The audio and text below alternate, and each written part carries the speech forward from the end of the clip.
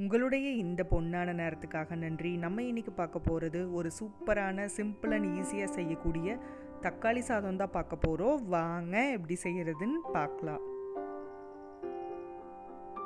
First இதுக்கு நான் இன்றைக்கி 1/2 கிலோ தக்காளி நல்லா அலசி எடுத்துட்டு இந்த மாதிரி ரஃப்பாக கட் பண்ணி எடுத்திருக்கேன்.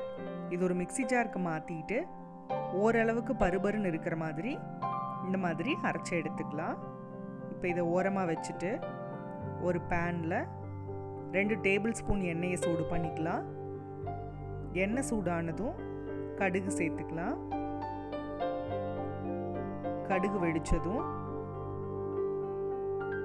1 ஸ்பூன் கடலைப்பருப்பு நல்லா கலர் சேஞ்ச் ஆனதும் ஒரு பெரிய வெங்காயம் பொடியாக கட் பண்ணினது, ஒரு கொத்து கருவேப்பிலை, 2 காஞ்ச மிளகாய் எல்லாமே ஒன்றா உள்ள சேர்த்துடலாம். சேர்த்துட்டு வெங்காயத்தை வதக்கிக்கலாம். வெங்காயம் ஓரளவு வதங்கினதும் 1 ஸ்பூன் இஞ்சி பூண்டு பேஸ்ட் சேர்த்துக்கலாம். சேர்த்துட்டு இந்த இஞ்சி பூண்டோட பச்சை வாசனை போக வரைக்கும் நல்லா வதக்கிக்கலாம். நல்லா வதங்கினதும் நம்ம ஆல்ரெடி அரைச்சி வச்சிருக்கிற இந்த தக்காளியை உள்ள சேர்த்துடலாம்.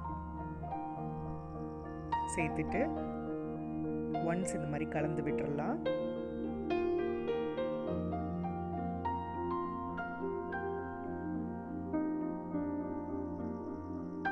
கலந்துட்டு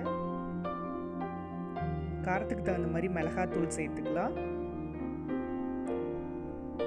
1/4 ஸ்பூன் மஞ்சத்தூள், 1/4 ஸ்பூன் கரம் மசாலா, 1/4 ஸ்பூன் சீரகத்தூள்,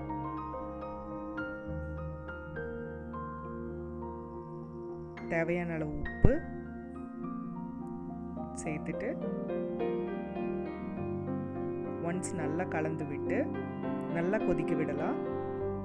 இது ரொம்ப நேரம் வேகணும்னு இல்லை, நம்ம அரைச்சி தக்காளியை சேர்த்ததுனால ஓரளவுக்கு நல்லா கொதிச்சு வந்தால் போதும், டக்குன்னு ரெடி ஆயிரும்.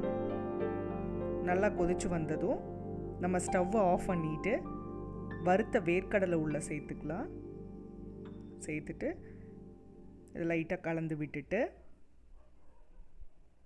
1/2 கிலோ சாதம், நார்மல் சாப்பாட்டு அரிசியில் செஞ்ச சாதம் குக்கர்லேருந்து எடுத்து ஒரு அகலமான பாத்திரத்தில் கொட்டி லைட்டாக ஆற வச்சு எடுத்தது நம்ம கொஞ்சம் கொஞ்சமாக சேர்த்து நல்லா கலந்து விட்டுக்கலாம். நம்ம தக்காளி சாதத்தை பொறுத்த வரைக்கும் நம்ம எவ்வளோ சாதம் எடுக்கிறோமோ அதே அளவு நம்ம தக்காளியும் எடுக்கணும். 1 கிலோ சாதம்னா 1 கிலோ தக்காளி எடுக்கணும், அப்போ தான் கரெக்டாக இருக்கும்.